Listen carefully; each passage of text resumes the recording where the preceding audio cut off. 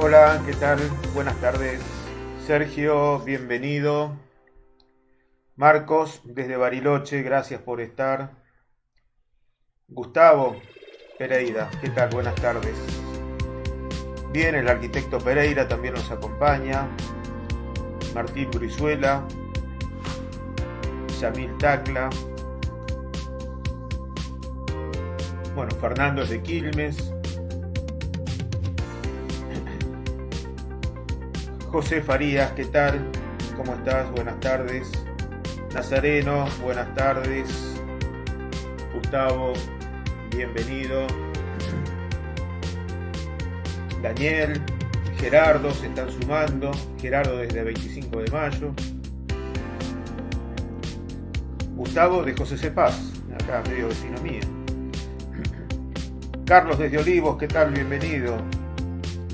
Leonardo, Diego de Palermo, Pablo, bienvenido.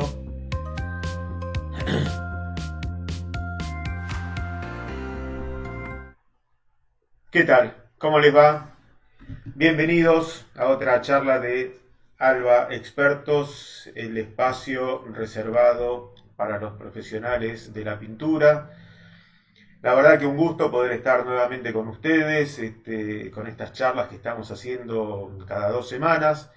La verdad que estamos continuamente trabajando, generando contenidos como para poder transmitirles, poder contar con o transmitirles nuestra experiencia.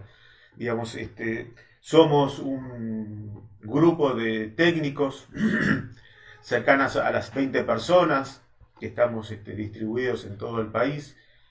Y bueno, y con todo eso nos vamos nutriendo de temas que podemos llegar a tratar con ustedes, como para esta experiencia que hemos tenido, poder transmitírselas y que justamente como va a ser la temática de hoy, problemas y soluciones, ir encontrándole lo que hemos visto y poder, sobre todo, transmitirle la solución a o al inconveniente que uno pueda llegar a ver, o por lo pronto, más que nada, llegar a prevenir antes que no lleguen los problemas.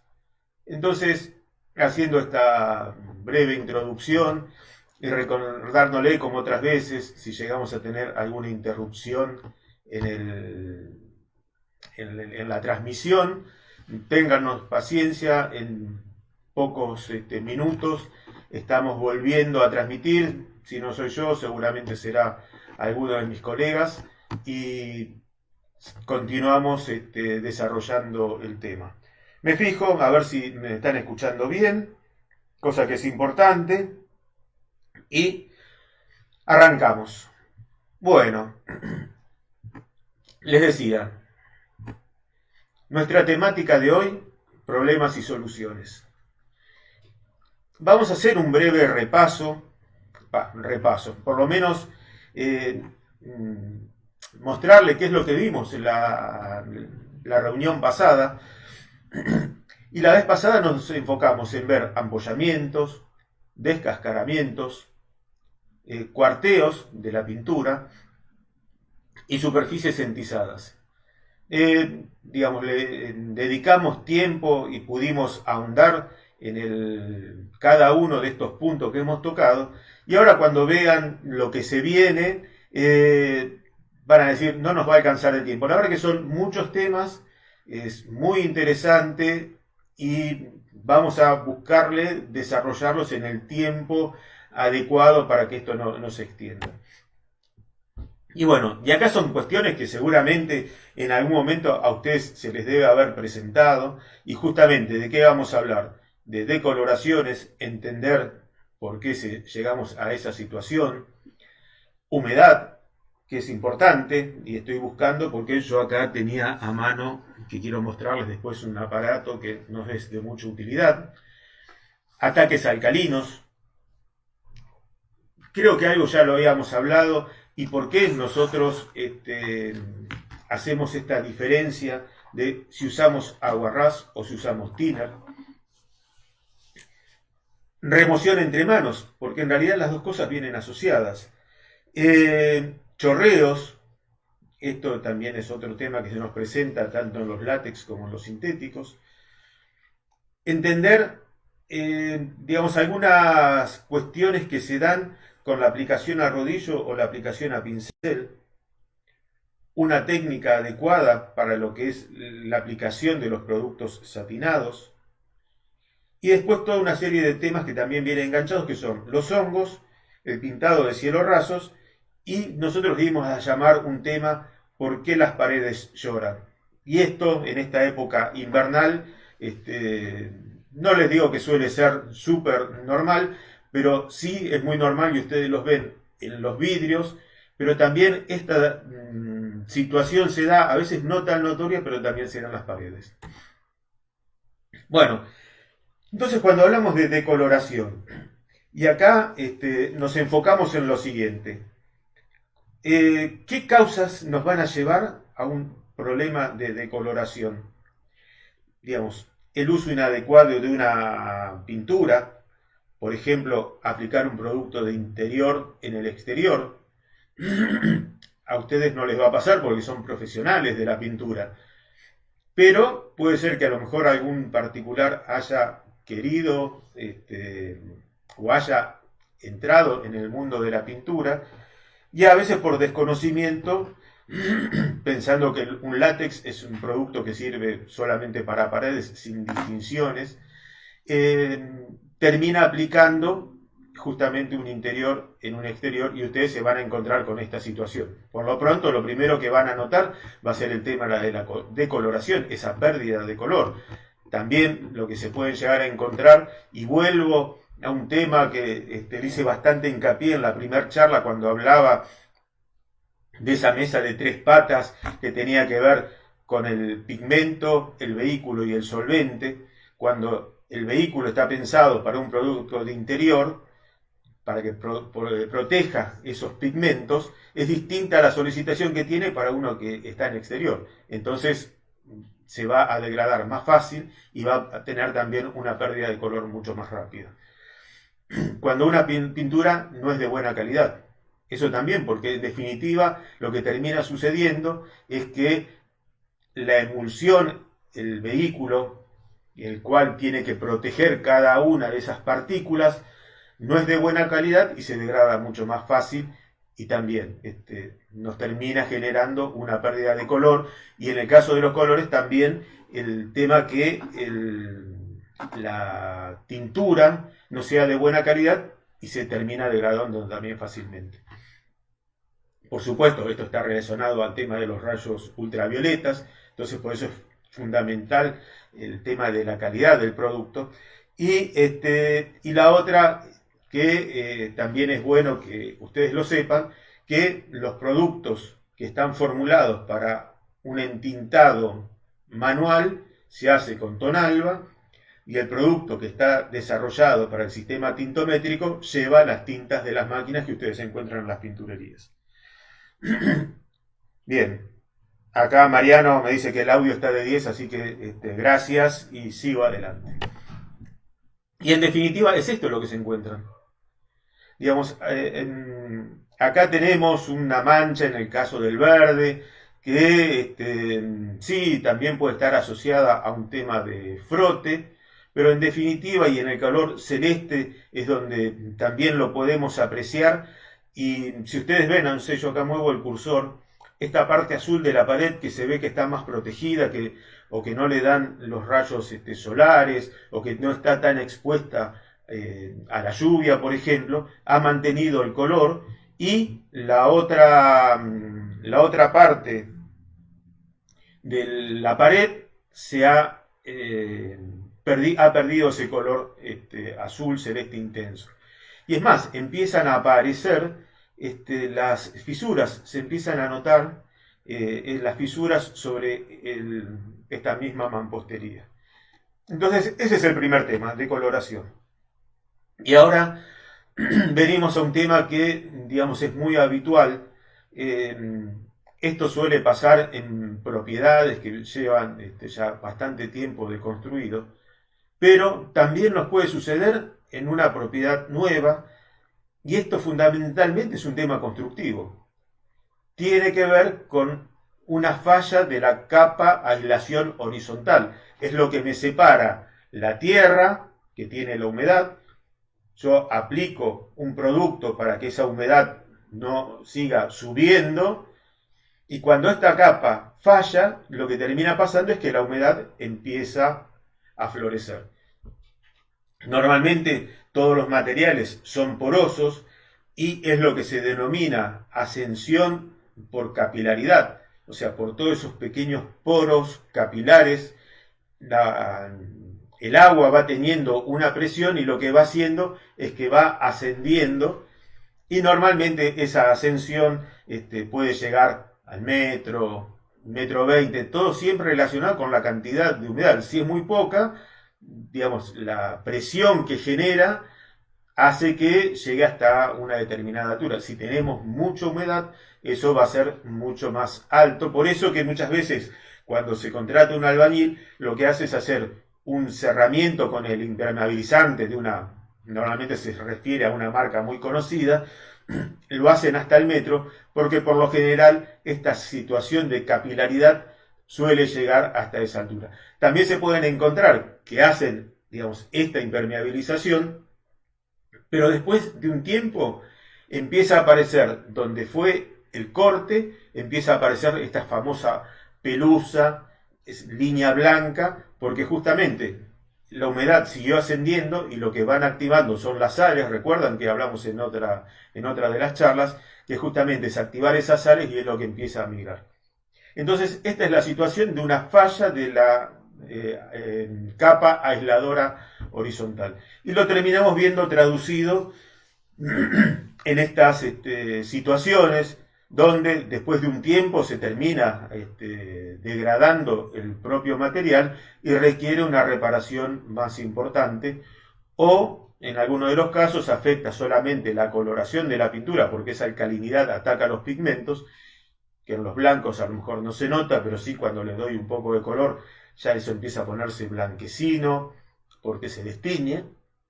Y en otros casos, cuando es mayor, termina, como les decía, degradando el revoque. Y bueno, tenemos elementos para poder medir esta humedad. Acá están viendo, estos se llaman tester. Esto es lo que nos permite es apoyarlo en la pared y medir el grado de humedad de la misma. Yo acá lo que quería mostrarles, este aparatito, también se llama detector de humedad. Como ustedes podrán ver, tiene unos pines adelante, que lo que yo hago es apoyarlo sobre la pared. Digamos, estos pinchecitos que tienen generan todo un tema de cerrar un circuito, y lo que termina haciendo es midiendo y marcando particularmente este producto en el display, muestra la cantidad de humedad que tiene esa pared. Y entonces, como bien dice acá, esa pared, a ver, esperen que ahora me estoy dando cuenta que yo les estoy mostrando en la pantalla chica, pero podemos pasar a la pantalla grande. Ahí está. Este es el aparato que yo les quería mostrar. Estos son los pines que tiene el equipo, que son los que yo apoyo sobre la pared. Y aquí en el display, ahora está apagado, es donde se ve el porcentaje de humedad que registró en esa superficie. Bien, entonces acá les decía, y ustedes lo están viendo, ¿cuál es el nivel máximo de humedad? Cuando yo utilizo este aparato y la superficie está, digamos, en buen estado, no hay mayores inconvenientes, siempre la medición está dando entre 0% y 2%. Ese es un lugar óptimo, que no ha tenido inconvenientes, y es por lo general lo que marcan estos testers. Ahora bien, nosotros definimos hasta, digamos, un máximo de esta humedad residual en la mampostería entre un 12-14%, nuestra capa de pintura es resistente a esa humedad que encontramos en la pared. Humedades mayores lo que van a hacer es empezar a atacar nuestra superficie. Y ahora bien, esta fue la primera causa cuando hablamos de la falla de la capa aislante horizontal. También se puede dar una falla en la capa vertical. Digamos, una pared que yo tengo hacia el exterior, que está con microfisuras, como ustedes ven en la imagen. Ahí, ¿qué es lo que va a suceder? Lo que me va a permitir esa microfisura de la mampostería, de la pared, del revoque, mejor dicho, es permitir que entre humedad, sobre todo cuando se vienen días de mucha lluvia o, digamos, como le puede pasar a mucha gente del litoral, que hay épocas que son muy lluviosas. Entonces se puede llegar a ir introduciendo de a poco esa humedad y se puede, digamos, puede llegar a transmitirse hacia la pared interior, y se presentan ya no solamente a nivel casi del piso, sino en otras alturas distintas, y está relacionado a esto. Para eso es que nosotros recomendamos el producto Duralba Frentes y Muros, con la elasticidad que tiene el mismo, para trabajar sobre la microfisura. Ya vimos algo parecido, o sea, hicimos una introducción al tema, y ahora lo que viene es la eflorescencia y el salitre, que es, digamos, la consecuencia de estos temas de humedad, de falla en las capas aislantes, tanto verticales como horizontales, se terminan traduciendo en esto. Entonces, pueden pasarnos dos cosas, en que digamos que en alguna superficie donde, por ejemplo, no le llega la humedad, no le llega el agua, sobre todo en los exteriores, digamos, no se llega a lavar y queda eso ahí en la superficie. Un exceso de la humedad proveniente del interior, como les decía, en los revoques. Y ahora, justamente sobre este tema de humedades, más adelante vamos a ver causas que pueden influir también en esta circunstancia. También esto se da en materiales poco porosos, por ejemplo, como puede ser el hormigón. También puede llegar a tener digamos, encontrarse humectado, y por la composición del material van a aparecer estas eflorescencias, este salitre. La eflorescencia es el polvito ese blanco, y el salitre es lo que uno ve como una mancha blanquecina. Y la otra situación es que en algunos lugares del país suceden el aguas calcáreas, aguas con mucha, digamos, formaciones calcáreas. Después, en ese proceso de amasado del material y en ese proceso de curado, al tener tantas sales, van a estar indefectiblemente migrando hacia el exterior. Y en definitiva, lo que ustedes encuentran es esto: esas manchas blancas en toda la superficie, como puede ser en este caso cuando hablamos de alcalinidad y eflorescencia. Ataque alcalino, que es el ataque de esas sales a los colores. Digamos, en blanco muchas veces pasa desapercibido. Capaz alguna vez le han pasado que alguien tenía pintado de blanco, deciden cambiar y ponerle un poco de color, y resulta que al poco tiempo les empiezan a aparecer situaciones parecidas a esta. Entonces, esta es la situación.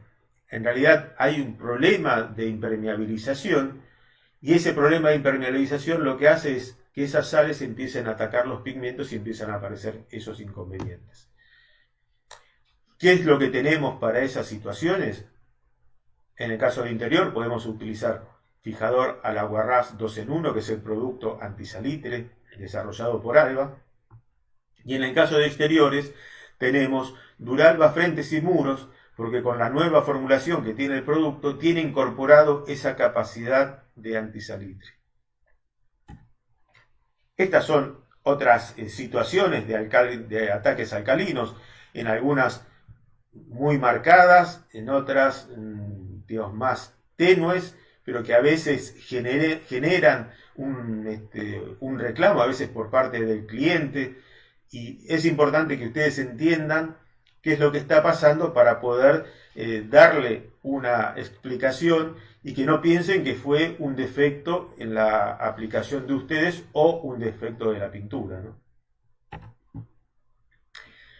Ahora bien, esto algo ya vimos en otra de las charlas anteriores, este tema de cuando pinto con soplete, ¿qué uso? ¿Aguarrás o uso thinner? Sí, es muy habitual el uso del thinner, porque, digamos, nosotros sabemos que ese proceso de secado más rápido que tiene, porque tiene su formulación, tiene alcoholes que tienen una mayor evaporación que, digamos, los productos, por más que sean refinados, derivados del petróleo, del aguarrás. Entonces muchas veces por una cuestión de practicidad lo hacemos con thinner. Y la verdad que no es nuestra recomendación. Si ustedes miran todos nuestros productos de base solvente, siempre la recomendación es el aguarrás, primero porque el producto está formulado con aguarrás, es con lo que está testeado, y porque justamente, y no sé si es interesante, no es importante poder darles esta explicación, tiene que ver con los tiempos de secado, y vamos a terminar de entender con el tema que sigue a continuación. Este secado que nosotros llamamos oxidativo, que puede tardar entre 3 y 4 horas, lo que va permitiendo que en ese secado, con ese tiempo, estas partículas del producto se vayan acomodando y tengan, digamos, terminen formando una estructura más sólida. Ahora bien, cuando yo pinto con un thinner, o le agrego thinner al producto, digamos, ese secado va a ser más rápido y a lo mejor me voy a encontrar que a los 30 minutos, digamos, secó, pero ¿qué pasó? Secó superficialmente. Por abajo todavía hay un proceso de secado. Entonces, eso es lo importante, porque después, a partir de ahí, empiezan a venir los siguientes inconvenientes. Remoción entre manos. El hecho de pintar, dando la segunda mano, la tercera mano, y resulta que en un momento encuentro que se me empieza a venir todo el producto que llevo aplicado. Y esto es justamente por lo que les comentaba. Yo con este tipo de diluyente lo que conseguí es, en principio, un secado muy rápido, superficial, pero todavía abajo, entre comillas, me queda blando. ¿Qué es lo que sucede? Cuando le vuelvo a aplicar el producto, digamos, todavía no curó. Y es más, y después empiezan a haber algunas situaciones que, digamos, si quedó más o menos bien, pero cuando yo lo toco, arrastro y es más. Cuando arrastro todo me encuentro que me queda pegoteado el color porque en realidad me encontré que lo de abajo todavía no está seco, a pesar de que superficialmente parecería que sí. Esa es una situación. La otra situación también tiene que ver en remoción entre manos, es el hecho de los tiempos de aplicado y la humedad. Estamos en una época donde suele haber humedad relativa muy alta. Hay algunos porcentajes de humedad que no son los recomendados para aplicar los productos porque tienen mucho tiempo tarda mucho en secarse.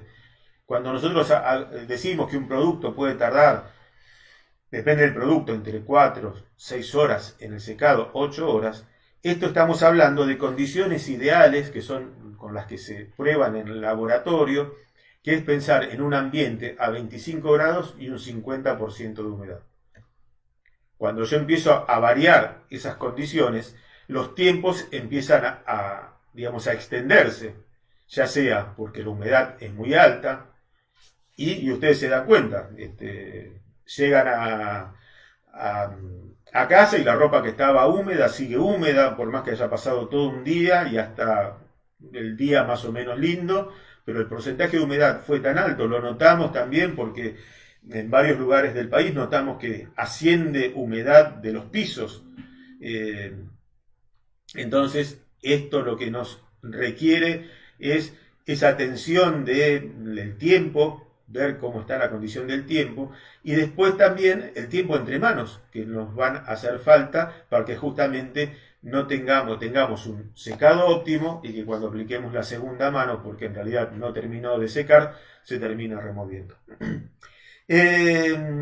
Bueno, al uso del thinner hablamos, y el tema de la humedad ambiente, que es importante, y por supuesto siempre a respetar el secado entre manos que da el fabricante, ¿no?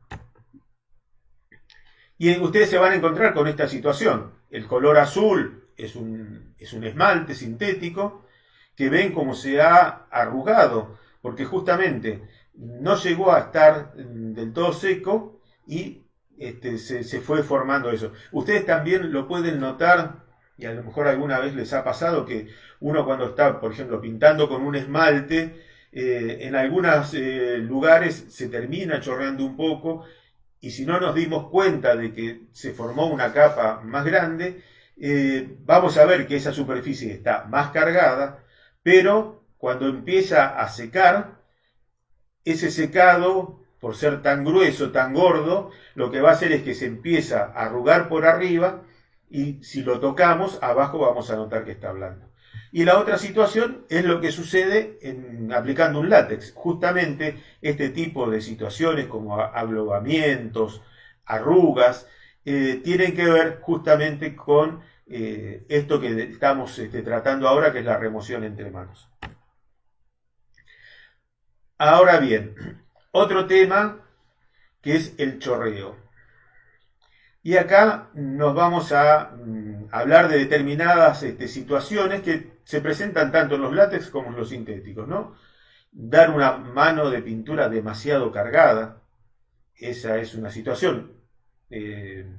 También acá, y volvemos a lo anterior, la característica climática, el hecho de que haya mucha humedad o mucho frío, todo eso no va a permitir un correcto secado, y también lo que nos va a no va a permitir es que ese diseño que tiene la pintura para secar en un determinado momento le cueste mucho más, y por ahí sea más fácil que se chorree. El otro tema, y esto es más o menos habitual, es el exceso de dilución. Cuando yo diluyo demasiado el producto, tengo que ser muy fino en la forma de aplicación, porque si no se va a ir descolgando indudablemente el producto. Entonces, por eso nosotros recomendamos una dilución entre 5 y 10%, no más de eso, y también tengan en cuenta que si hace calor, esa dilución, el producto ya se pone menos viscoso. En el invierno lo vamos a encontrar como más contraído, y en el verano, digamos, va a estar más viscoso. Bueno, esto tiene que ver con un tema de calor y que las partículas se contraen y se dilatan, pero en definitiva es esto. Entonces la misma dilución que yo uso en el invierno quizás no es la misma que voy a tener que usar en el verano. Y después tenemos el otro sistema, el aplicado con las pistolas. Y acá hay muchas variables, porque primero tenemos que ver con qué sistema de pintado vamos a utilizar, si vamos a utilizar un compresor, un equipo airless, y a partir de ahí uno tiene distintas variables que manejar. Por ejemplo, la distancia de la pistola a la superficie, la apertura del abanico con el cual vamos a estar pintando. Si yo hago el abanico más grande va a ser distinto que si lo tengo más cerrado. Si lo tengo más cerrado es como que sale muy puntual la pintura. El tipo de pico, digamos, esa también es otra situación que se puede dar en el producto. Esto nosotros lo podemos ir eligiendo. La presión, en los equipos donde podemos regular la presión, tenemos que estar jugando entre la presión y la distancia de la pistola a la superficie. ¿Y cuál es la dilución óptima que nosotros decimos? Ustedes saben que existe un recipiente que se llama copa Ford, y el tiempo o la dilución exacta son aproximadamente 20, que esa copa se vacíe en 20 segundos de aplicado. Si estamos muy cerca, se nos va a producir lo que llamamos chorreado. Lo vamos a notar, que es lo que se ve acá en las imágenes, ¿no? Se termina descolgando la pintura.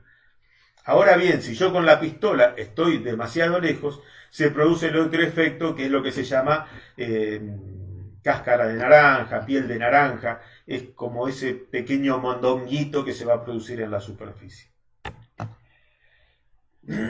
Bueno, rodillo o pincel, y acá No es que vamos a hacer la lucha si es mejor el rodillo, si es mejor el pincel, sino que acá esto nosotros lo tomamos como para poder referirnos al tema y que tiene mucho que ver con la incorporación de los pigmentos en la pintura y porque es muy importante en un principio respetar el consejo del fabricante de hasta cuántos centímetros cúbicos de entonador recibe cada una de las pinturas y la correcta homogeneización, la correcta incorporación de las tintas a esa pintura.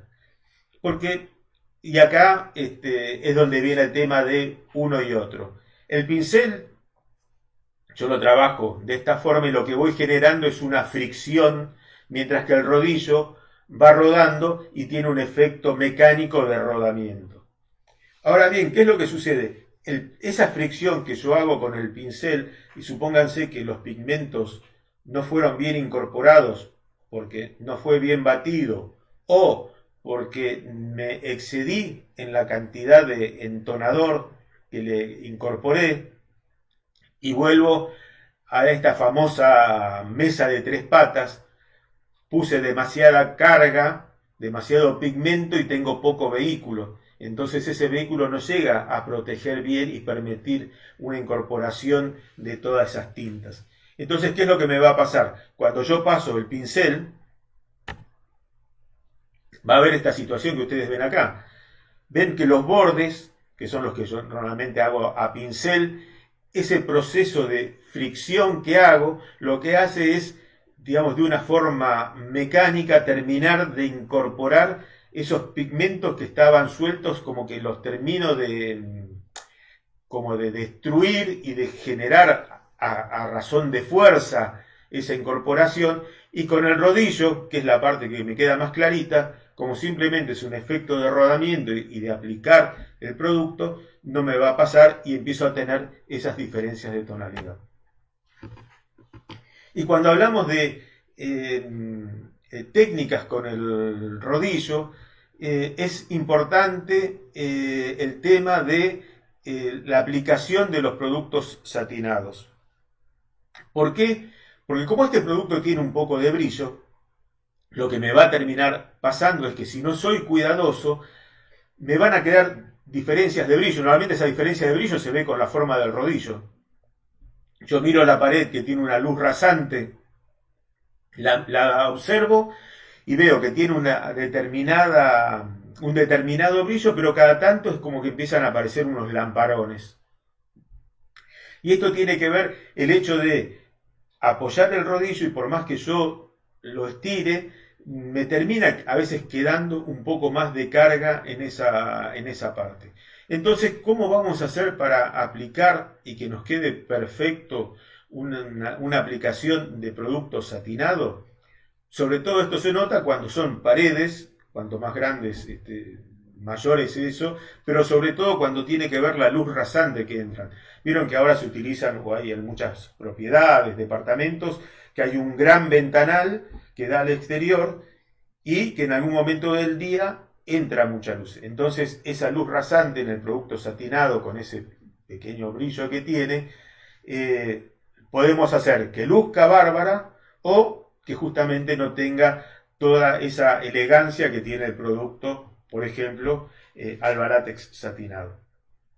Entonces la técnica es, con un rodillo de un pelo de 10 milímetros, o sea, 1 centímetro, muchas veces llamado tipo Bond, antigota, como ustedes lo quieran llamar o como se los ofrezcan en el punto de venta.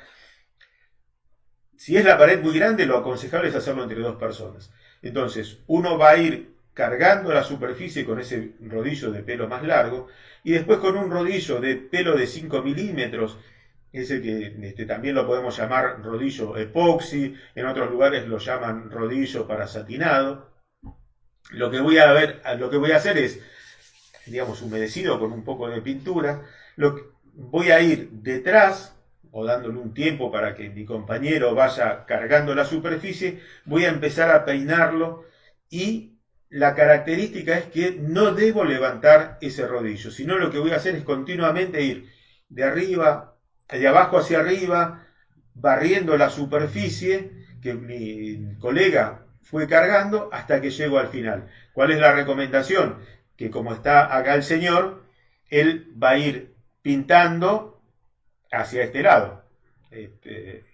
Yo lo veo y sería hacia la derecha. O sea, ese mango debe ir hacia ese lado por un tema de presiones, que bueno, esto ustedes lo saben. Y con eso voy a conseguir un perfecto acabado de el producto satinado. Ahora bien, otro tema que tenemos que ver es estaba viendo la hora para ver de no pasarme, porque yo por ahí me entusiasmo hablando y le doy a un tema y resulta que después nos vamos del horario que teníamos programado. Hongos. Y esto también hay momentos en donde son muy particulares y donde proliferan con mayor velocidad.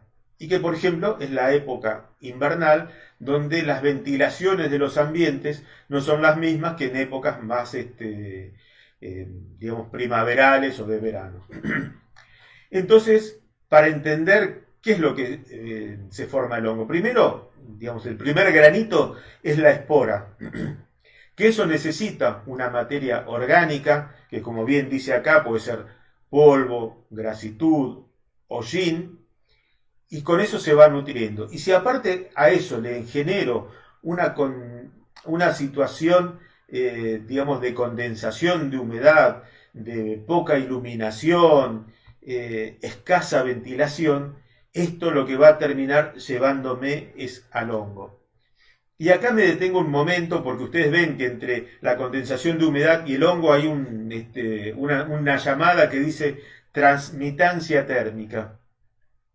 Y esto es muy importante que lo entendamos porque esto nos va a servir para nosotros poder asesorar a nuestros clientes o comentarles qué es la situación, porque si nos piden pintar, supónganse, un baño, decirles que sí, yo se lo voy a poder pintar, le voy a sacar esas manchas negras que se ven en el ambiente, se lo voy a poder dejar blanco como él quiere, pero también que sea consciente que a lo mejor en poco tiempo esa situación se vuelve a repetir. Bien, y este es el tema. Nosotros quisimos ponerle esto por ahí medio poético y decir por qué lloran las paredes y por qué lloran los vidrios. Y esto tiene que ver en esta situación. Uno normalmente lo primero que percibe es que en los vidrios se empieza a condensar. En realidad lo que sucede es se condensa la humedad que hay en el ambiente. Y esto, por supuesto, por el espesor del vidrio, lo primero que pasa, nos encontramos con una temperatura exterior y con una temperatura interior. Cuando esta es superior, la interior es superior, hay un elemento que es el vidrio, que es el puente entre uno y otro, que entre las diferencias de temperatura y la cantidad de humedad interior va a generar ese diferencial de temperatura que se produzca la condensación. Entonces, y acá hay temas a tener en cuenta, ¿no? Pues esto tiene que ver con un tema constructivo. Esto en una pared de 15 es más fácil que pase que en una pared de 30. Por eso el espesor del vidrio es lo que primero lo traduce. Después la humedad interior. Y acá es donde viene la otra parte de la explicación, que esa humedad que está contenida en el ambiente, cuando toca la superficie fría, se condensa y aparecen las gotas. ¿Y acá con qué tiene que ver? Justamente lo que decía, con el tema del aislamiento térmico. Los puentes térmicos, cuando hablamos de puente térmico tenemos que hablar de las aberturas, de los contramarcos. El contramarco muchas veces suele ser de chapa o de una aleación, y ustedes enseguida si lo tocan notan que hay una diferencia de temperatura. Entonces ahí también se puede llegar a producir esa condensación.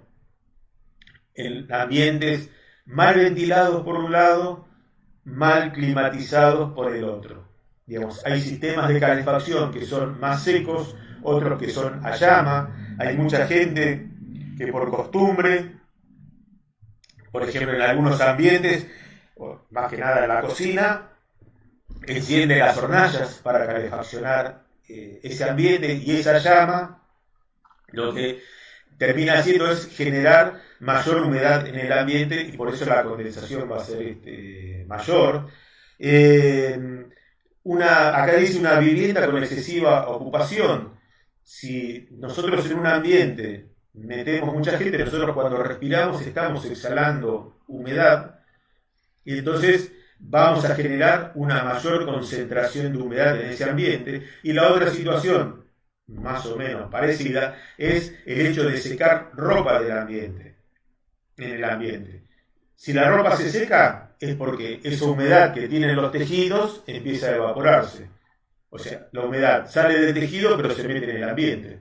Entonces es esa otra situación que nos va a llevar a que se empiecen a ver condensaciones, y esa condensación nos ayuda a alimentar la espora y que termine llegando al hongo, y después empieza la proliferación. Una vez que apareció un hongo, empieza a generarse, si yo no cambié la situación ambiental.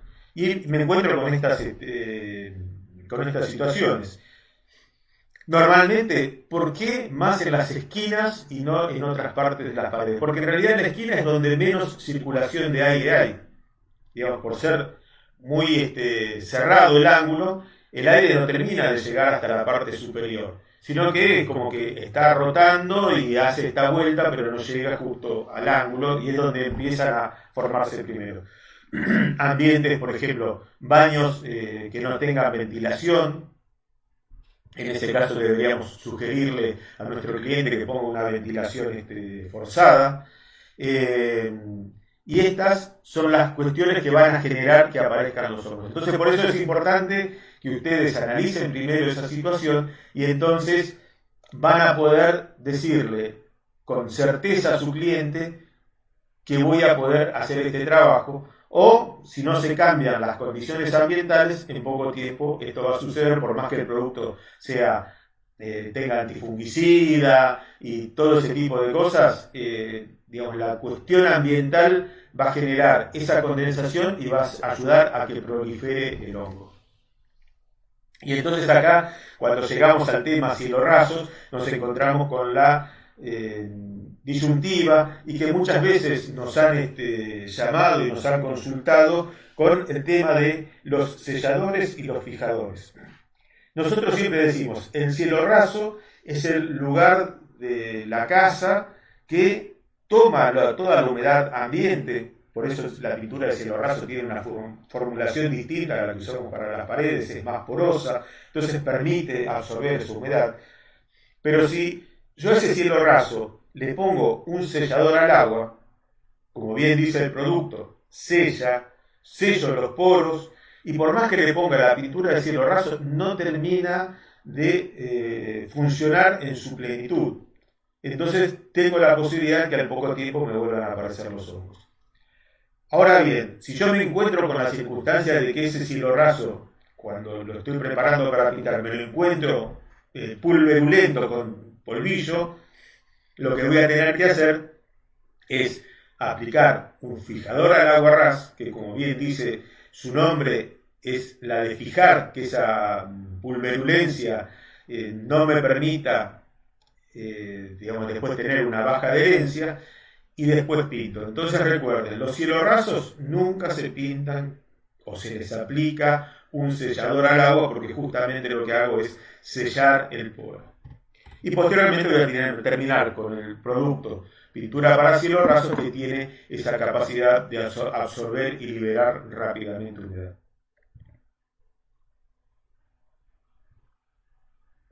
Bueno, y estamos llegando al último tema, y ustedes me dirán, a ver, lixividación del surfactante, este tipo se volvió loco. Pero no, es digamos, lo que encontramos, y es como técnicamente se denomina a esta situación. Esto en definitiva, ¿qué es lo que quiere decir? es que, a ver, esperen porque me siguen. Ah, está, listo, ahí cayó todo. Esto, ¿qué me quiere decir? Es que son situaciones que se me presentan y que se presentan en casos de alta humedad y que también tienen que ver con esto que nosotros decíamos, de lloran los vidrios, lloran las paredes, esa condensación que hay en el ambiente o que se produce sobre las superficies, en algún momento, sobre todo cuando son pintados recientes, me pueden llegar a afectar, a atacar mi película de pintura. Entonces, es importante, yo creo que en la imagen se llega a ver, es una pequeña chorreadura, parece como un aceite, esto es lo que sucede en el interior, y esto tiene que ver con un tema de la humedad ambiente, el respeto de la aplicación del secado entre manos. También nosotros decimos un bajo espesor de película, porque ese bajo espesor de película está asociado a una excesiva dilución. Vuelvo a la mesa de 3 patas, le puse demasiado solvente, entonces después, cuando yo aplico, sí, aplico una determinada cantidad, pero puse mucho de lo que se evapora y me queda poco del otro lado, entonces por eso termina con un bajo espesor de película. En un repintado, utilizar selladores al agua. Eso también no es... Porque en realidad, si ya está pintado, no tengo que sellar ninguna superficie. Entonces, si es más, si tengo algún problema que hay polvillo, lo que tengo que utilizar es el fijador al agua rasa. Y después esto que es importante, y no sé si alguna vez les ha pasado, yo tengo 2 experiencias con estas situaciones. El tiempo de curado. Por ejemplo, me ha pasado, en el caso de una cocina, que han pintado y a la noche se pusieron a hacer o a hervir fideo o a hacer un puchero. Todo ese vapor que hay en el ambiente terminó condensando en las paredes y como esa superficie todavía no estaba del todo seca, se terminó produciendo una situación como esta. Otra situación que me ha sucedido, una casa en un lugar muy descampado, una casa nueva, pintaron y se fueron. O sea, ya la obra estaba terminada, lo que quedaba era la pintura, terminan de pintar, cierran toda la casa y se van. Entonces toda esa humedad que está dentro del ambiente, por un lado, por el tema de la obra nueva, y por el otro, el estar cerrado en un lugar muy descampado, generó que en el interior se produzca mucha condensación de humedad, la falta de muebles, de cortinados, todo eso también afecta, porque mal que mal todo eso absorbe algo de humedad. Y entonces, cuando vuelven al tiempo, se encuentran que las paredes estaban con una situación similar a esta. En realidad, lo que se puede llegar a hacer, y acá les presentamos el problema o el inconveniente que se ve y cuál es la solución. Respetar el secado entre manos, que haya una ventilación adecuada, un sistema de calefacción seco. Les decía, cuando en la casa tienen la costumbre de calentar con la hornalla, ahí se produce vapor, y indudablemente ese vapor termina apoyándose en la pared, sobre todo en estos casos, cuando la pared es lindera con el exterior. A lo mejor entre ambientes no suele pasar, pero sí con el exterior, porque esa diferencia de temperatura, que recuerdan que yo les decía, se termina reflejando en esa pared que tiene un lugar de baja temperatura como es el afuera y el interior con más temperatura y se produce la condensación. Evitar lo que les decía, la cocción, por lo menos darle un tiempo de curado, porque si yo enseguida que pinto esa misma día, al día siguiente, y también depende de la humedad, si están habiendo, qué sé yo, 80% de humedad, indudablemente que no voy a tener que esperar ni 2, ni 1, ni 2, a lo mejor 3 días, para que eso termine de tener el primer curado, y después sí que nuestros clientes se pongan a hacer el puchero o esa cocción con tanto vapor. El otro tema que antes les había explicado, el tema del secado de la ropa. Si yo seco la ropa en el interior, me va a terminar sucediendo que esa humedad se vaya al ambiente y si se me depositan las paredes me pueda llegar a tener una situación similar. ¿Y cómo lo soluciono? Lavándolo. Lo lavo con un trapo húmedo, simplemente trapeando, consigo que eso desaparezca. A veces se puede llegar a poner con un poquito de jabón blanco, pero muchas veces un trapo humedecido en agua permite que eso desaparezca, pero ténganlo presente que tiene que ver mucho con la condición que hay en ese ambiente. Otro tema, y esto está más apuntado al exterior, es, a lo mejor lo han escuchado hablar, es el camino de caracol, y esto está también relacionado a los rocíos. Y este camino de caracol, y que se da, y que se percibe sobre todo en los colores intensos, también repite una situación similar a lo que hablamos en los interiores: respetar el tiempo de secado entre manos, el tema de la dilución, el no utilizar un sellador al agua en una superficie que ya está pintada, porque justamente no tengo nada que sellar porque ya esa pared está sellada. El tiempo de aplicación hasta que lo agarre la lluvia o tenga un rocío intenso. Yo ya en algún momento le dije, yo soy de Gran Buenos Aires, y aquí a veces lo que nos está pasando es que se hacen las 6 de la tarde y empieza a haber rocío. Entonces, si yo terminé de pintar a las 4, no le di ese tiempo de secado para que justamente pueda tener esa formación de película y que justamente esa humedad no me termine haciendo que migren esos componentes de la pintura, que es en definitiva lo que ustedes observan como algo brilloso. Y justamente el otro tema tiene que ver con las bajas temperaturas o el ambiente con alta humedad relativa. La solución: el secado, esperar el tiempo adecuado entre manos. Por más que nosotros digamos en el envase un determinado tiempo, también tenemos que ser razonables en ver cuál es la condición climática del ambiente para que ocurra ese secado. La dilución, como siempre decimos, no mayor al 10%. El hecho de, en estas épocas de humedad, no terminar muy al atardecer. A veces tenemos que planificar el trabajo y a lo mejor al mediodía terminamos de dar esa mano sabiendo que va a haber días de mucha humedad. El tema de la temperatura. Y otra cosa que es importante, en los colores intensos, por la gran cantidad de tinta, a veces se suele presentar esta situación que ustedes están viendo aquí. Por eso se llama baba de caracol o camino de caracol, que es estas líneas verticales y medio brillosas. ¿Y cómo se soluciona? Primero teniendo las previsiones del caso, y segundo, con un lavado, con un hidrolavado. Uno echa bastante agua y esas marcas desaparecen. Muchas gracias. Llegamos al final.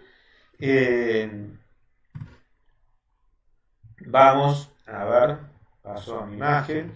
Y ahora voy a ir contestando preguntas que me han ido haciendo. Yo no las veía, pero como siempre digo, somos un equipo. Y me han ido pasando preguntas. Y a ver, aquí les digo. Bueno, Gabriel nos consulta: ¿queda guardada la charla? ¿Queda grabada la charla? Es más, esta es la charla número 12. Las 12 charlas que hemos ido dando están todas guardadas aquí en Facebook, y tranquilamente y con el título de cada una, Gabriel y todos los interesados pueden ir viendo cada una, y en el momento que les interese se enfocan en algún tema en particular. Ahora, Mauricio nos pregunta si se pinta con un rodillo de pelo corto. Sí, tranquilamente, y supongo que esto está relacionado a la pregunta del albalátex satinado o del satinol, cuáles son las técnicas ideales. Sí, lo puedo hacer. La experiencia me dice, digamos, cada uno también tiene su mano en la aplicación, pero lo importante de esto es que si yo, disculpen un segundo, que si yo cargo, después tenga la precaución de peinar, digamos, en una forma continua.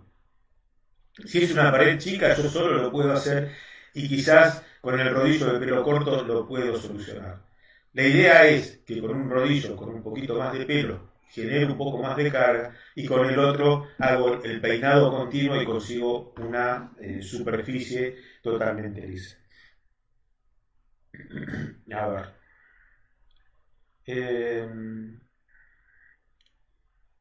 Bien, acá Mauricio nos preguntaba del rodillo. Leonel nos dice, en un cielo raso ya pintado, lo repinté y al mes se desprendió todo como las hojas de un libro. Dice, sospecho que la antigua mano de pintura era a la cal. Acá pueden pasar dos situaciones y puede ser que en la charla anterior, cuando hablamos de entizados, descascaramientos, quizás no llegaste, Leonel, a apreciar o con la superficie que vos te encontrabas, la notabas que estaba en buen estado y cuando se hace ese desprendimiento se desprende no la capa que aplicaste vos, sino mayores capas de distintos repintados. ¿Esto qué tiene que ver? Suponte que es como el caso que vos comentás, a lo mejor estuvo pintado a la cara, digamos, aguantó, se dio una mano de pintura, quizás aguantó, se dio a lo mejor un segundo repintado y aguantó, pero a medida que seca la pintura va generando una tensión que en definitiva es lo que termina pasando. En algún momento esas tensiones tiran tanto que se termina desprendiendo de donde estaba más flojo. Entonces se desprendió no tu última mano de pintura, sino que vos lo vas a notar, porque el espesor de película se viene de mucho más. En esos casos lo que hay que hacer es descascarar todo, pasar un fijador al aguarrás para justamente fijar esa superficie pulverulenta. A lo mejor tengo que hacer un trabajo con enduido para nivelar la superficie. Nuevamente, una vez terminado el trabajo con el enduido, fijador al aguarrás y después hago la pintura de terminación. Una solución de 10 partes por una y a ver, se cortó la transmisión, no. 10 partes a una y entonces yo voy haciendo la limpieza. Lo ideal es, si es muy grande la superficie que está con hongos, lo que tengo que hacer es ir limpiando una parte, descarto ese paño, tomo otro y voy limpiando, porque si no corro el riesgo de ir pasando los hongos de un lado para otro y voy a terminar al poco tiempo infectando toda la superficie. Bien, por el momento no tenemos más preguntas, así que muchas gracias por el tiempo que nos han dado. Si les surge alguna consulta posteriormente, ahora que terminamos la charla, igual se las vamos a contestar en lugar de ustedes, que es Alba Expertos. Y, por supuesto, invitarlos para dentro de 2 semanas para que nos acompañen en una nueva charla en donde se van a encontrar con sorpresas. Es lo único que les puedo adelantar. Muchas gracias por el tiempo y nos vemos dentro de 15 días. Adiós.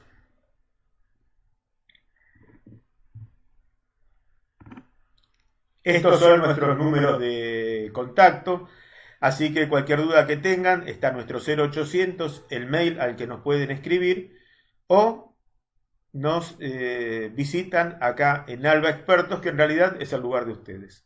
Gracias, adiós.